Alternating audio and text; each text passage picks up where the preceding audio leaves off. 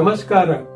ಪ್ರತಿ ವರ್ಷ ಪೌಷ ಪೌರ್ಣಿಮೆಯ ದಿನದಂದು ಕಾರವಾರ ಸಮೀಪ ಆಮೆಯ ಆಕಾರದ ಕುರುಂಗಡ್ ದ್ವೀಪದ ಮೇಲೆ ಸ್ವಯಂಭೂ ಶ್ರೀ ನರಸಿಂಹ ದೇವರ ವಾರ್ಷಿಕೋತ್ಸವ ಶ್ರದ್ಧಾ ಭಕ್ತಿಯಿಂದ ಜರುಗುತ್ತದೆ.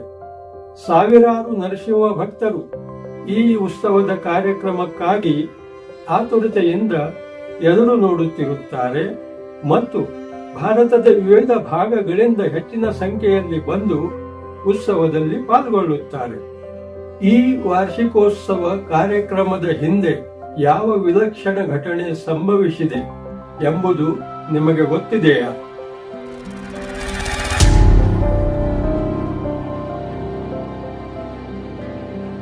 ಈ ವಿಡಿಯೋದಲ್ಲಿ ಕುರುಂಗಡ್ ದ್ವೀಪದ ಮೇಲೆ ವಾರ್ಷಿಕೋತ್ಸವ ಯಾವಾಗಿನಿಂದ ಪ್ರಾರಂಭವಾಯಿತು ಮತ್ತು ಯಾವ ಸತ್ಯ ಘಟನೆಯ ಮೂಲಕ ಪ್ರಾರಂಭವಾಯಿತು ಈ ಬಗ್ಗೆ ವಿವರವಾದ ಮಾಹಿತಿ ನೀಡಲು ಬಯಸುತ್ತಿದ್ದೇನೆ.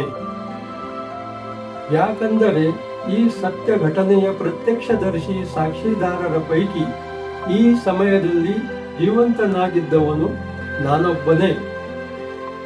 ಹಾಗಾಗಿ ಈ ವಿಡಿಯೋವನ್ನು ಕೂಲಂಕುಷವಾಗಿ ಕೊನೆಯವರೆಗೂ ನೋಡಿರೆಂದು ಕೇಳಿಕೊಳ್ಳುತ್ತಿದ್ದೇನೆ. ನನ್ನ ಹೆಸರು ಖೇಮು ಅಂಕೋಲೇಕರ್. ವಯಸ್ಸು 80 ವರ್ಷ. ಜನ್ಮಸ್ಥಾನ ಕಠಿಣಕೋಣ ಗ್ರಾಮ, ತಾಲೂಕು ಕಾರವಾರ, ಜಿಲ್ಲೆ ಉತ್ತರ ಕನ್ನಡ, ಕರ್ನಾಟಕ ರಾಜ್ಯ. ನಮ್ಮ ಭೋಯಿ ಸಮಾಜದವರು ಅನೇಕ ಪೀಳಿಗೆಯಿಂದ ಗ್ರಾಮದ ಹಲವು ದೇವಸ್ಥಾನಗಳಲ್ಲಿ ಅರ್ಚನೆ ಸೇವೆ ಮಾಡುತ್ತಲಿದ್ದಾರೆ. ನಮ್ಮ ಮನೆಯಲ್ಲಿ ಧಾರ್ಮಿಕ ಮತ್ತು ಭಕ್ತಿಯ ವಾತಾವರಣ ಈಗಲೂ ಇದೆ. ನಮ್ಮ ತಂದೆ ಕೈಲಾಸವಾಸಿ ಪುರುಷು ಉರ್ಫ ಪುರುಷೋತ್ತಮ್ ಅಂಕೋಲೇಕರ್. ನಾವು ಅವರಿಗೆ ಅಪ್ಪ ಅಂತ ಕರೆಯುತ್ತಿದ್ದೆವು. ಅವರು ನಿಯಮಿತವಾಗಿ ದೇವರ ಸೇವೆ ಮಾಡುತ್ತಿದ್ದರು ಮತ್ತು ಅವರು ಪಂಢರ್ಪುರದ ವಿಠ್ಠಲ ರುಕ್ಮಾಯಿ ದೇವರ ಮಹಾನ್ ಭಕ್ತರಾಗಿದ್ದರು. ನಮ್ಮ ಮನೆಯಲ್ಲಿ ದೇವಿ ದೇವತೆಗಳ ಪೂಜೆ, ಅರ್ಚನೆ, ಭಜನೆ, ಸ್ತೋತ್ರ ಪಠನ ಇತ್ಯಾದಿ ನಿತ್ಯವೂ ನಡೆಯುತ್ತಿದ್ದವು. ಅಲ್ಲದೆ ಎಲ್ಲ ಹಬ್ಬ ಹರಿದಿನ ಉತ್ಸವಗಳು ಸಂತೋಷ ಹಾಗೂ ಭಕ್ತಿಯಿಂದ ಆಚರಿಸಲ್ಪಡುತ್ತಿದ್ದವು. ನನ್ನ 12ನೆಯ ವಯಸ್ಸಿನಲ್ಲಿ ಕುರುಂಗಡ್ ದ್ವೀಪದ ಮೇಲೆ ಒಂದು ಅಸಾಮಾನ್ಯ ಅಂದರೆ ವಿಲಕ್ಷಣ ಘಟನೆ ಸಂಭವಿಸಿತು. ನಮ್ಮ ಅಪ್ಪನವರಿಗೆ ಈ ಕುರುಂಗಡ್ ದ್ವೀಪವು ಕನಸಿನಲ್ಲಿ ಬಂದು ದ್ವೀಪದ ಮೇಲೆ ಬರಲು ಆಹ್ವಾನ ಮಾಡುವಂತೆ ಭಾಸವಾಯಿತು. ಹಾಗಾಗಿ ಅಪ್ಪನವರು ನಮ್ಮ ಸಮಾಜದವರೊಂದಿಗೆ ಚರ್ಚೆ ಮಾಡಿ ಕುರುಂಗಡ್ ದ್ವೀಪಕ್ಕೆ ಹೋಗುವ ನಿಶ್ಚಯ ಮಾಡಿದರು. ಈ ಪ್ರವಾಸದ ದಿನ ಬುಧವಾರ 16ನೇ ಜನವರಿ ವರ್ಷ 1957 ಪೌಷ್ಯ ಮಾಸ ಪೂರ್ಣಿಮೆಯದಾಗಿತ್ತು. ಈ ಪ್ರವಾಸದಲ್ಲಿ ಕುರುಂಗಡ್ ದ್ವೀಪದ ಮೇಲಿನ 24 ಗಂಟೆ ಮುಕ್ಕಾಮದ ಭಜನಾ ಕಾರ್ಯಕ್ರಮವು ಕೇಂದ್ರ ಸ್ಥಾನದಲ್ಲಿ ಇರಬೇಕೆಂದು ನಿರ್ಧರಿಸಲಾಯಿತು. ಈ ಪ್ರವಾಸದ ಚರ್ಚೆ ನಡೆಯುತ್ತಿರುವಾಗ ನಾನು ಅಪ್ಪನ ಜೊತೆಗೇನೇ ಇದ್ದುದರಿಂದ ಆವಾಗ ನಿರ್ಧರಿಸಿದ ವಿಷಯಗಳ ಬಗ್ಗೆ ಮಾಹಿತಿ ನನಗೆ ಸಿಗುತ್ತಿತ್ತು. ಕುರುಂಗಡ್ ಪ್ರವಾಸದಲ್ಲಿ ನಮ್ಮ ಅಪ್ಪ ಕೈಲಾಸವಾಸಿ ಪುರುಷು ಅಂಕೋಲೇಕರ್, ಕೈಲಾಸವಾಸಿ ಹಮ್ಮು ಅಂಕೋಲೇಕರ್, ಕೈಲಾಸವಾಸಿ ಲಿಂಗಪ್ಪ ಪರ್ವತೇಕರ್, ಕೈಲಾಸವಾಸಿ ಭಿಕು ಅಂಕೋಲೇಕರ್, ಕೈಲಾಸವಾಸಿ ತೇಕು ಭೋಯಿ ಇವರೆಲ್ಲರೂ ಕಠಿಣಕೋಣ ಹಾಗೂ ಸುಂಕೇರಿ ಗ್ರಾಮಗಳ ನಿವಾಸಿಗಳು ಮತ್ತು ಕೈಲಾಸವಾಸಿ ಭಿಕಾರೋ, ಕೈಲಾಸವಾಸಿ ಪಾಂಡುರಂಗ, ಕೈಲಾಸವಾಸಿ ಪಾಟು, ಕೈಲಾಸವಾಸಿ ರಿಪು ಅಂಕೋಲೇಕರ್ ಇವರೆಲ್ಲರೂ ಕಡವಾಡ ಗ್ರಾಮದ ನಿವಾಸಿಗಳು. 2 ಊರುಗಳ ನಡುವೆ ವಿಶಾಲವಾದ ನದಿಯ ಪಾತ್ರ ಇದೆ. ನಾನು ಸಮುದ್ರದ ತೀರವನ್ನು ನೀರಿನ ಮೇಲಕ್ಕೆ ಏರುತ್ತಿರುವ ದೊಡ್ಡ ದೊಡ್ಡ ತೆರೆಗಳನ್ನು ನೋಡಿದ್ದೇನೆ. ಆದರೆ ಆವಾಗ ಸಮುದ್ರದಲ್ಲಿ ಪ್ರಯಾಣಿಸಲಿಲ್ಲ. ಹಾಗಾಗಿ ನನಗೆ ಈ ಪ್ರವಾಸಕ್ಕೆ ಹೋಗಬೇಕು ಎಂಬ ಇಚ್ಛೆ ಮನಸ್ಸಿನಲ್ಲಿ ಜಾಗೃತವಾಯಿತು ಮತ್ತು ಕುರುಂಗಡಕ್ಕೆ ಈ ಪ್ರವಾಸದಲ್ಲಿ ನಾನು ನಿಮ್ಮೊಂದಿಗೆ ಬರುವವನಿದ್ದೇನೆಂದು ಹೇಳಿದೆನು. ಮೊದಲು ಬೇಡವೆಂದ ಅಪ್ಪನವರೂ ಸಹಿತ ನನ್ನ ಉತ್ಕಟ ಇಚ್ಛೆಗೆ ಮೆಚ್ಚಿ ಒಂದೇ ಮಾತಿಗೆ ಒಪ್ಪಿದರು.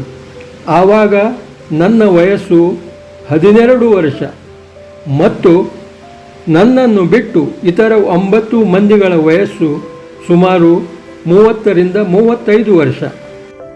ಪೌಷ್ಯ ಪೌರ್ಣಿಮೆಯ ಹಿಂದಿನ ದಿನ 2 ಮಧ್ಯಮ ಆಕಾರದ ಗಿಡಿ ದೋಣಿಗಳನ್ನು ಪರಿಶೀಲಿಸಲಾಯಿತು ಮತ್ತು ಸರಿಪಡಿಸಲಾಯಿತು. ತಿನ್ನುವ ಆಹಾರ, ಕುಡಿಯಲಿಕ್ಕೆ ನೀರು, ಅವಲಕ್ಕಿ, ಬೆಲ್ಲ, ಸಕ್ಕರೆ, ಚಹಾ ಪುಡಿ, ಕಡ್ಡಿಪೆಟ್ಟಿಗೆ ಮತ್ತು 1-2 ದಿನಕ್ಕಾಗುವಷ್ಟು ಅಕ್ಕಿ ಬೆಳೆ ಇತ್ಯಾದಿ ತೆಗೆದುಕೊಂಡೆವು. ಹಾಗೂ ಚಳಿಯಿಂದ ಸಂರಕ್ಷಣೆ ಪಡೆಯಲು ಕಂಬಳಿಗಳನ್ನು ತೆಗೆದುಕೊಳ್ಳಲಾಯಿತು. ಭಜನೆ ಮಾಡಲು ತಾಳ, ಟಿಪ್ರಿ, ಢೋಲ್ಕಿ, ವಾದ್ಯ ಹಾಗೂ ಬೆಳಕಿನ ಸಲುವಾಗಿ 4 ಗ್ಯಾಸ್ ಬತ್ತಿಗಳನ್ನು ತೆಗೆದುಕೊಳ್ಳಲಾಯಿತು. ಪೌಷ್ಯ ಪೌರ್ಣಿಮೆಯ ದಿನದಂದು ನಸುಕಿನಲ್ಲಿ ಎದ್ದು ಸ್ನಾನ ಮಾಡಿ ಮನೆಯಲ್ಲೇ ದೇವರ ಪೂಜಾ ಪಾಠ ಮುಗಿಸಿ ಸೂರ್ಯೋದಯದ ಸಮಯಕ್ಕೆ ಕಠಿಣಕೋಣ್ ಮತ್ತು ಸುಂಕೇರಿ ಗ್ರಾಮದ ಈ ಪ್ರವಾಸಕ್ಕೆ ಹೋಗುವ ಜನರು ಬಂದರಿನಲ್ಲಿ ಕೂಡಿದರು. ಎಲ್ಲ ಸಾಮಾನುಗಳನ್ನು ದೋಣಿಯಲ್ಲಿಟ್ಟು ಕಡವಾಡ ಗ್ರಾಮದ ನಿವಾಸಿಗರನ್ನು ದೋಣಿಯಲ್ಲಿ ತಕ್ಕೊಳ್ಳಲಿಕ್ಕೆ 2 ದೋಣಿಗಳನ್ನು ಕಡವಾಡ ಬಂದರಕ್ಕೆ ಒಯ್ಯಲಾಯಿತು. ಅವರ ಎಲ್ಲ ಸಾಮಾನು ದೋಣಿಯಲ್ಲಿ ಹಾಕಿ ಎಲ್ಲರೂ ಏಕಕಂಠದಿಂದ ಪಾರ್ವತೀಪತೆ ಹರ ಹರ ಮಹಾದೇವ್, ಪುಂಡಲೀಕ ವರದೆ ಹರಿವಿಠ್ಠಲ, ವಸುದೇವ ದೇವಕಿ ನಂದನ ಶ್ರೀ ಗೋಪಾಲ ಕೃಷ್ಣ ಮಹಾರಾಜ ಕಿ ಜೈ ಎಂಬ ಜಯಘೋಷಗಳಿಂದ ನಮ್ಮ ಪ್ರವಾಸ ಕಡವಾಡ ಬಂದರದಿಂದ ಕೂರುಂಗಡ್ ದ್ವೀಪದ ಕಡೆಗೆ ಪ್ರಾರಂಭವಾಯಿತು. ಎಲ್ಲಿ ಕಾಳಿ ನದಿಯು ಸಮುದ್ರಕ್ಕೆ ಸಂಧಿಸುತ್ತದೆಯೋ ಆ ಸಂಗಮ ಸ್ಥಾನದಲ್ಲಿ ದೊಡ್ಡ ದೊಡ್ಡ ನೀರಿನ ತೆರೆಗಳು ಏರುವುದನ್ನು ನೋಡಿ ಸಂಗಮ ಸ್ಥಾನಕ್ಕೆ ತೆಂಗಿನಕಾಯಿ, ಹಣ್ಣು, ಹೂವು ಅರ್ಪಿಸಿ ನಮಸ್ಕಾರ ಮಾಡಿ ಅಲೆಗಳನ್ನು ಪಾರು ಮಾಡಿ ಮುಂದೆ ಸಾಗಿದೆವು. ಬೆಳಿಗ್ಗೆ 10 ಗಂಟೆಯ ಸುಮಾರಿಗೆ ನಮ್ಮ 2 ದೋಣಿಗಳು ಕುರುಂಗಡ್ ದಡ ತಲುಪಿದವು. ಆ ಸ್ಥಳದಲ್ಲಿ ಯಾವುದೇ ಬಂದರ ಇರಲಿಲ್ಲ. ನಾವು ಅಲೆಗಳನ್ನು ಗಮನಿಸಿ ನೀರಿನಲ್ಲಿ ಇಳಿಯಬೇಕಾಯಿತು. ನಂತರ ಸಮುದ್ರದ ಭರತಿ ಸಮಯದಲ್ಲಿ ನೀರು ಎಷ್ಟು ಮೇಲೆ ಏರುತ್ತದೆ ಎಂಬುದನ್ನು ಊಹಿಸಿ 2 ದೋಣಿಗಳನ್ನು ಉಬ್ಬರ ರೇಖೆಯ ಎತ್ತರದ ಮೇಲಿನ ಭೂಮಿಯಲ್ಲಿ ಸುರಕ್ಷಿತ ಸ್ಥಳಕ್ಕೆ ಎಳೆದು ಕಟ್ಟಲಾಯಿತು. 2 ದೋಣಿಗಳು ಯಾವುದೇ ಪರಿಸ್ಥಿತಿಯಲ್ಲೂ ಚಲಿಸದಂತೆ ನೋಡಿಕೊಳ್ಳಲಾಯಿತು. ಆ ನಂತರ ಎಲ್ಲ ಸಾಮಾನು ಸಹಿತ ಗುಡ್ಡ ಹತ್ತಲು ಪ್ರಾರಂಭಿಸಿದೆವು. ಕಾಲು ದಾರಿಯಲ್ಲಿಯ ದೊಡ್ಡ ದೊಡ್ಡ ಕಲ್ಲು ಬಂಡೆಗಳನ್ನು ದಾಟಿ ಕೋಟೆಯ ಮಧ್ಯದಲ್ಲಿರುವ ಜಾಗಕ್ಕೆ ಬಂದೆವು. ಅದು ಬಯಲ ಜಾಗವಿತ್ತು. ಅದರ ಸಮೀಪ ಅನೇಕ ಪ್ರಕಾರದ ಗಿಡ ಮರಗಳ ಜೊತೆಗೆ ಕಾಡು ಬಾಳೆಯ ಮರಗಳೂ ಗೋಚರಿಸಿದವು. ಇಲ್ಲಿನ ಬಯಲು ಜಾಗದಲ್ಲಿ ದೊಡ್ಡ ಪ್ರಮಾಣದಲ್ಲಿ ಒಣಗಿದ್ದ ಮರದ ಕೊಂಬೆಗಳು ಮತ್ತು ಎಲೆಗಳು ರಾಶಿ ರಾಶಿಯಾಗಿ ಬಿದ್ದಿದ್ದವು. ಆದ್ದರಿಂದ ಯಾರೂ ಈ ಮೊದಲು ಬಂದು ಹೋಗಿರಲಿಕ್ಕಿಲ್ಲವೆಂಬುದು ತಿಳಿದು ಬಂದಿತು. ಅಲ್ಲಿಯೇ ಸ್ವಲ್ಪ ಹಿಂಬದಿಗೆ ಬಂದು ಬಯಲು ಜಾಗದಲ್ಲಿಯೇ ಒಣಗಿದ ಮರಗಳ ಕೊಂಬೆ, ಎಲೆ ಹಾಗೂ ಸಣ್ಣ ದೊಡ್ಡ ಕಲ್ಲುಗಳನ್ನು ಬದಿಗೆ ಸರಿಸಿ ಸ್ವಚ್ಛಗೊಳಿಸಲಾಯಿತು. ನೆಲಕ್ಕೆ ಕಂಬಳಿ ಹಾಸಿದೆವು. ಇಬ್ಬರು ಕುಡಿಯುವ ನೀರು ಹುಡುಕಲು ಪಾತ್ರೆ ತೆಗೆದುಕೊಂಡು ಹೋದರು.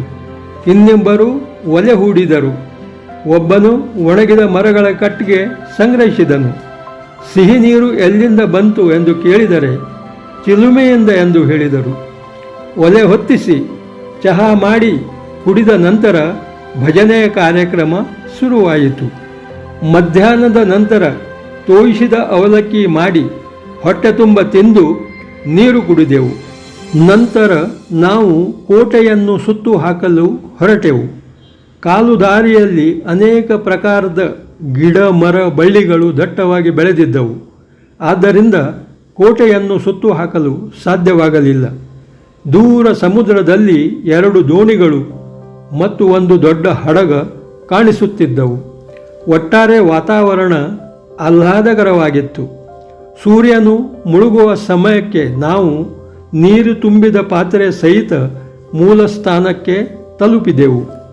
ಕೈಕಾಲು ತೊಳೆದು ಗ್ಯಾಸ್ ಲ್ಯಾಂಪ್ ಹಚ್ಚಿದೆವು. ಅಷ್ಟರಲ್ಲಿ ಸೂರ್ಯಾಸ್ತದ ಜತೆಗೆ ಪೂರ್ವ ದಿಕ್ಕಿನಿಂದ ಪೌಷ್ಯ ಪೂರ್ಣಿಮೆಯ ಚಂದ್ರನ ಉದಯವಾಯಿತು. ಭಜನೆಯ ಕಾರ್ಯಕ್ರಮ ಮುಂದುವರೆಯಿತು. ಚಂದ್ರನು ಬಹಳ ಮೇಲೆ ಬಂದಾಗ ಭಜನೆ ನಿಲ್ಲಿಸಿ ಮತ್ತೆ ಅವಲಕ್ಕಿ ತಿಂದು ಚಹಾ ಕುಡಿದು ಮಾತುಕತೆ ಹರಟೆಗೆ ಇಳಿಯುತ್ತಿದ್ದೆವು. ಚಂದ್ರನು ತಲೆಯ ಮೇಲಿಂದ ಚಲಿಸುತ್ತಿದ್ದ. ಭಜನೆ ಪುನಃ ಪ್ರಾರಂಭವಾಯಿತು. ಈ ಸಾರೆ ನಮ್ಮ ಪರ್ವತೇಕರ್ ಕಾಕಾ ಸುಸಾವ್ಯವಾಗಿ ಒಂದರ ಮೇಲೊಂದು ಪಂಢರಪುರ ವಿಠ್ಠಲನ ಅಭಂಗಗಳನ್ನು ಹಾಡಿ ಎಲ್ಲರನ್ನೂ ಮಂತ್ರಮುಗ್ಧಗೊಳಿಸಿದನು. ಭಜನೆ ಮುಂದುವರಿಯುತ್ತಿದ್ದಂತೆ ಸುಮಾರು ಬ್ರಾಹ್ಮಿ ಮುಹೂರ್ತ ಸಮಯದಲ್ಲಿ ನಮ್ಮಲ್ಲೊಬ್ಬರಾದ ಶ್ರೀ ರಿಪು ಅಂಕೋಲೇಕರ್ ಅವರು ಎತ್ತರಕ್ಕೆ ಜಿಗಿಯತೊಡಗಿದರು. ಆಗ ಎಲ್ಲರೂ ಆಶ್ಚರ್ಯದಿಂದ ಒಬ್ಬರನ್ನೊಬ್ಬರು ನೋಡತೊಡಗಿದರು. ಇದನ್ನು ನೋಡಿ ನಮಗೆಲ್ಲ ಗಾಬರಿಯಾಯಿತು. ಇದು ಯಾವ ರೀತಿಯದು? ಇವರು ಯಾರು? ಒಮ್ಮಿಂದೊಮ್ಮೆಲೇ ಏಕೆ ಕುಣಿಯುತ್ತಿದ್ದಾನೆ? ಪ್ರಸಂಗವನ್ನು ಯಾರಿಗೂ ಊಹಿಸಲಾಗಲಿಲ್ಲ. ನಂತರ ರಿಪು ಅಂಕೋಲೇಕರ್ನೇ ತನ್ನ ಬಾಯಿಯಿಂದ ಸಿಂಹದಂತೆ ಗರ್ಜಿಸತೊಡಗಿದನು. 7-8 ಎತ್ತರದ ಜಿಗಿತಗಳನ್ನು ತೆಗೆದುಕೊಂಡು ಮೊಣಕಾಲುಗಳ ಮೇಲೆ ನಿಂತನು. 2 ಕೈ ಮತ್ತು ಬೆರಳುಗಳ ರಚನೆ ಸಿಂಹದ ಪಂಜೆಯಂತಿತ್ತು. ಕಣ್ಣುಗಳು ಉಗ್ರ ಮತ್ತು ಕೆಂಡದಂತೆ ಕೆಂಪಾಗಿದ್ದವು. ಮಿಸೆ ಸೆಟೆದು ನಿಂತಿದ್ದವು. ಅವರ ಗರ್ಜನೆ ಮುಗಿಲ ಮುಟ್ಟುತ್ತಿತ್ತು. ಅವನು ಕುತ್ತಿಗೆಯನ್ನು ಎಡಕ್ಕೆ ಬಲಕ್ಕೆ ತಿರುಗಿಸಿ ಹೂಂಕರಿಸುವುದನ್ನು ನೋಡಿ ನಾನು ಭಯಗೊಂಡು ಅಪ್ಪನವರಿಗೆ ಬಿಗಿಯಾಗಿ ತಬ್ಬಿಕೊಂಡೆ. ಅಪ್ಪನವರು ನನಗೆ ಭಯಪಡಬೇಡ ಎಂದು ಎಚ್ಚರಿಸುತ್ತಿದ್ದರು.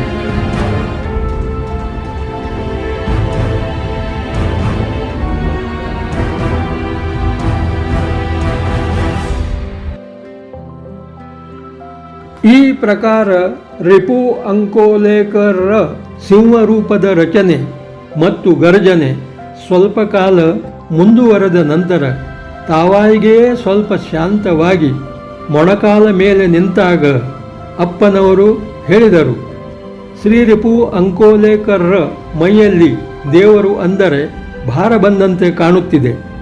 ಕುರುಮ್ಗಢ್ ದ್ವೀಪ ನನಗೆ ಸ್ವಪ್ನದಲ್ಲಿ ಬಂದು ಈ ದ್ವೀಪದ ಮೇಲೆ ಬರಲು ನನಗೆ ಆಹ್ವಾನ ಮಾಡುತ್ತಿದ್ದುದರಿಂದ ಇದಕ್ಕೂ ಮತ್ತು ಶ್ರೀ ರಿಪು ಅವರ ಭಾರಕ್ಕೂ ಪರಸ್ಪರ ಏನೋ ಸಂಬಂಧವಿದೆ ಎಂದು ಹೇಳುತ್ತಾ ನಮ್ಮ ಅಪ್ಪನವರು ಶ್ರೀ ರಿಪು ಅವರಿಗೆ ಭಾರದಲ್ಲಿಯೇ ಪ್ರಶ್ನೆ ಮಾಡಲು ಪ್ರಾರಂಭಿಸಿದರು. ಅಪ್ಪ ಕೇಳಿದ ಮೊದಲನೆಯ ಪ್ರಶ್ನೆ ಹೀಗೆ ಇತ್ತು, ನೀನು ಯಾರು? ನೀವು ನನ್ನನ್ನು ಗುರುತಿಸಲಿಲ್ಲವೇ ಎಂದು ಭಾರದಲ್ಲಿ ಉತ್ತರಿಸಿದನು ರಿಪು. ನಾವು ಅಜ್ಞಾನಿಗಳು ಪೌಷ್ಯ ಪೂರ್ಣಿಮೆಗೆ ಭಕ್ತಿ ಮನೋಭಾವದಿಂದ ಭಗವಂತನನ್ನು ಭಜನೆ ಮೂಲಕ ಗುಣಗಾನ ಮಾಡಿ ಸ್ತುತಿ ಮಾಡುವ ವಿಚಾರದಿಂದ ಬಂದಿದ್ದೇವೆ.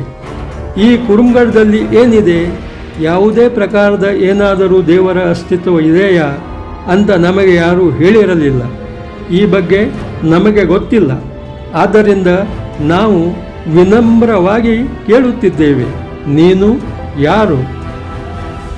ಮುಂದೆ ಭಾರದಲ್ಲಿಯೇ ರಿಪುವು, ನೀವು ಇನ್ನೂ ನನ್ನನ್ನು ಗುರುತಿಸಲಿಲ್ಲವೇ? ಹೀಗೆ ಪ್ರತಿಪ್ರಶ್ನೆ ಮಾಡುತ್ತಿದ್ದ ಕಾರಣ ನಾವು ಕೈ ಜೋಡಿಸಿ ನಿಂತು, ನಿಜವಾಗಿಯೂ ನಮಗೆ ನೀವು ಯಾರು ಅಂತ ತಿಳಿದಿಲ್ಲ. ಆದ್ದರಿಂದ ನೀವೇ ನಮಗೆ ಯಾರು ಅಂತ ತಿಳಿಯಪಡಿಸಬೇಕು ಎಂದು ವಿನಂತಿ ಮಾಡಿದ್ದಾಗ ಸಾವುಕಾಶ ಶಾಂತನಾಗಿ, ನಾನು ನರಸಿಂಹ ಎಂದು ಭಾರದಲ್ಲಿಯೇ ಉತ್ತರಿಸಿದನು. ದೇವರಿಗೆ ಅಪ್ಪನವರು ಕೇಳಿದ ಎರಡನೆಯ ಪ್ರಶ್ನೆ ಹೀಗೆ ಇತ್ತು, ಈ ಕುರುಮ್ಗಢ್ ದ್ವೀಪದ ಮೇಲೆ ಜನವಸತಿಯೇ ಇಲ್ಲ. ಇಂಥ ಸ್ಥಾನದಲ್ಲಿ ನಿಮ್ಮ ವಾಸ್ತವಕ್ಕೆ ಕಾರಣವೇನು? ಹಿಂದೆ ನಾನು ವಾಸಿಸುತ್ತಿದ್ದ ಸ್ಥಾನದಲ್ಲಿ ಹಲವು ರೀತಿಯ ಧರ್ಮವಿರೋಧಿ ಮತ್ತು ಕೊಳಕು ಕಾರ್ಯ ನಡೆಯುತ್ತಿದ್ದು ಅವುಗಳನ್ನು ಸಹಿಸಲಾಗದೆ ನಾನು ಸ್ಥಳ ಬದಲಾಯಿಸಲು ನಿರ್ಧರಿಸಿ ಈ ಸ್ಥಾನಕ್ಕೆ ಬಂದಿದ್ದೇನೆ ಎಂದು ದೇವರು ಭಾರದಲ್ಲಿಯೇ ಉತ್ತರಿಸಿದರು. ದೇವರೇ, ನಿಮ್ಮ ಮೂಲ ಸ್ಥಾನ ಯಾವುದು ಅಂತ ಅಪ್ಪನು ಮೂರನೆಯ ಪ್ರಶ್ನೆ ಕೇಳಿದಾಗ ದೇವರು ನನ್ನ ಮೂಲ ಸ್ಥಾನ ಕಡವಾಡ ಗ್ರಾಮ್ ಎಂದು ಉತ್ತರಿಸಿದರು. ಈ ಪವಾಡದ ದಿವ್ಯ ದರ್ಶನದಿಂದ ಎಲ್ಲರೂ ದಿಗ್ಭ್ರಮೆಗೊಂಡರು. ಮುಂದೆ ಏನು ಕೇಳಬೇಕೆಂಬುದು ಗಮನಕ್ಕೆ ಹೊಳೆಯಲಿಲ್ಲ. ಅಷ್ಟರಲ್ಲಿ ನಾವು ಮುಂದೇನು ಮಾಡಬೇಕೆಂದು ಅಪ್ಪನವರು ನಾಲ್ಕನೇ ಪ್ರಶ್ನೆಯನ್ನು ದೇವರಿಗೆ ಕೇಳಿದರು. ಆವಾಗ ಪ್ರತಿ ವರ್ಷ ಪೌಷ್ಯ ಪೌರ್ಣಿಮೆಯ ದಿನದಂದು ಇಲ್ಲಿಗೆ ಬಂದು ಹಬ್ಬವನ್ನು ಆಚರಿಸುವಂತೆ ದೇವರು ಆದೇಶಿಸಿದರು. ಎಲ್ಲರೂ ತಲೆದೂಗಿದರು. ಪ್ರತಿ ವರ್ಷ ಹಬ್ಬ ಆಚರಿಸುವುದು ಖಚಿತ ಎಂದು ಸ್ಪಷ್ಟತೆ ನೀಡಿ ಎಲ್ಲರೂ ಕೈಮುಗಿದು ದೇವರಿಗೆ ನಮಸ್ಕರಿಸಿದರು ಮತ್ತು ನೀವು ಈಗ ಶಾಂತವಾಗಬೇಕು ಎಂದು ಪ್ರಾರ್ಥನೆ ಮಾಡಿದ ನಂತರ ಶ್ರೀ ರಿಪು ಅಂಕೋಲೇಕರ್ ಅವರ ದೇವರ ಹೊರೆಯು ಶಾಂತವಾಯಿತು. ಮುಚ್ಚಿದ ಕಣ್ಣುಗಳನ್ನು ಸ್ವಲ್ಪ ಸಮಯದ ನಂತರ ತೆರೆದು ಹಿಂದಿನ ಸ್ಥಿತಿಗೆ ಮರಳಿದರು. ಈ ಅದ್ಭುತ ದೃಶ್ಯವನ್ನು ನೆನೆದು ಮಗ್ಗುಲಲ್ಲಿದ್ದವರೆಲ್ಲರೂ ಸೂರ್ಯೋದಯದಲ್ಲಿ ಎದ್ದು ಚಹಾ ಕುಡಿದು ಸಾಮಾನು ಸರಂಜಾಮಗಳನ್ನು ಕಟ್ಟಿದರು. ಸಾಮೂಹಿಕವಾಗಿ ಸ್ವಯಂಭೂ ಶ್ರೀ ನರಸಿಂಹ ದೇವರ ಉಗಮ ಸ್ಥಾನಕ್ಕೆ ಸಾಷ್ಟಾಂಗ ನಮಸ್ಕಾರ ಮಾಡಿ ಅತಿ ವಿನಮ್ರತೆಯಿಂದ ಮುಂದಿನ ವರ್ಷ ಪೌಷ್ಯ ಪೌರ್ಣಿಮೆಗೆ ಹಬ್ಬದ ಆಚರಣೆಗೆ ಅವಶ್ಯ ಬರುತ್ತೇವೆಂದು ಪ್ರಾರ್ಥನೆ ಮಾಡಿ ಭರವಸೆ ನೀಡಿದರು. ಹರ ಹರ ಮಹಾದೇವ, ಶ್ರೀ ನರಸಿಂಹ ಮಹಾರಾಜ ಕಿ ಜೈ. ಈ ಘೋಷಣೆಯೊಂದಿಗೆ ತಿರುಗಿ ಊರಿಗೆ ಬರುವ ಪ್ರವಾಸ ಪ್ರಾರಂಭವಾಯಿತು. ಎಲ್ಲ ಸಾಮಾನು ಸಾಮಗ್ರಿ ಸಹ ಕುರುಮ್ಗಢ್ ಇಳಿದು ಬಂದು ದೋಣಿಯಲ್ಲಿ ಎಲ್ಲ ಸಾಮಾನು ಹಾಕಿ ಸಮುದ್ರ ತೀರದ ಎತ್ತರಕ್ಕೆ ಕಟ್ಟಿದ 2 ದೋಣಿಗಳನ್ನು ಸಮುದ್ರ ನೀರಿಗೆ ತಳ್ಳಲಾಯಿತು. ಹರ ಹರ ಮಹಾದೇವ್, ಸ್ವಯಂಭೂ ಶ್ರೀ ನರಸಿಂಹ ಮಹಾರಾಜ ಕಿ ಜೈ ಎಂಬ ಘೋಷಣೆಯೊಂದಿಗೆ ಊರ ದಾರಿ ಹಿಡಿದೆವು. ಕುರುಮ್ಗಢ್ ದ್ವೀಪದ ಮೇಲಿನ ಸುಮಾರು 24 ಗಂಟೆಗಳ ಕಾಲ ಈ ವಾಸ್ತವ್ಯದ ಸಮಯದಲ್ಲಿ ನಾವು ನಮ್ಮನ್ನು ಬಿಟ್ಟು ಬೇರೆ ಯಾರನ್ನೂ ನೋಡಲಿಲ್ಲ, ಇತರ ಯಾರ ಭೇಟಿಯೂ ಆಗಲಿಲ್ಲ ಮತ್ತು ಆ ಪ್ರದೇಶಕ್ಕೆ ಒಂದೇ ಒಂದು ದೋಣಿಯೂ ಬಂದು ಹೋಗಿರಲಿಕ್ಕಿಲ್ಲವೆಂಬುದು ಸ್ಪಷ್ಟವಾಯಿತು. ನಮ್ಮ 2 ದೋಣಿಗಳು ಸಮುದ್ರ ಸಂಗಮ ಸ್ಥಾನದಿಂದ ಕಾಳಿ ನದಿಯ ಮಾರ್ಗವಾಗಿ ಸುಮಾರು ಸೂರ್ಯ ತಲೆಯ ಮೇಲೆ ಬರುವ ಸಮಯಕ್ಕೆ ಶೃಂಗೇರಿ ಕಡವಾಡ್ ಬಂದರ ತಲುಪಿ ಅಲ್ಲಿಂದ ನಮ್ಮ ಮನೆಗೆ ತೆರಳಿದೆವು. ಆದರೆ ರೋಚಕ ಸತ್ಯ ಘಟನೆಯ ಮಾಹಿತಿ ಮರುದಿನದಿಂದ ದೂರದವರೆಗೆ ಹರಡಿತು ಮತ್ತು ದ್ವೀಪದಲ್ಲಿಯ ಸ್ವಯಂಭೂ ಶ್ರೀ ನರಸಿಂಹ ದೇವರ ಮುಂದಿನ ವರ್ಷದ ಯಾತ್ರೆಯ ಯೋಜನೆ ಚರ್ಚೆಯಾಗತೊಡಗಿತು. ಮುಂದಿನ ವಿಡಿಯೋದಲ್ಲಿ ವರ್ಷ 1958ರ ಯಾತ್ರೆಯನ್ನು ಹೇಗೆ ಆಯೋಜಿಸಲಾಯಿತು ಮತ್ತು 1966ರವರೆಗೆ ಹೇಗೆ ಸಾಗಿತು ಎಂಬ ಮಾಹಿತಿಯನ್ನು ನೀಡುವವನಿದ್ದೇನೆ. ಈ ವಿಡಿಯೋ ಕೊನೆಯವರೆಗೂ ನೋಡಿದ ಬಗ್ಗೆ ಧನ್ಯವಾದಗಳು. ಈ ವಿಡಿಯೋ ಲೈಕ್ ಮಾಡಿ ಎಲ್ಲರೊಂದಿಗೆ ಶೇರ್ ಮಾಡಬೇಕು. ಧನ್ಯವಾದಗಳು.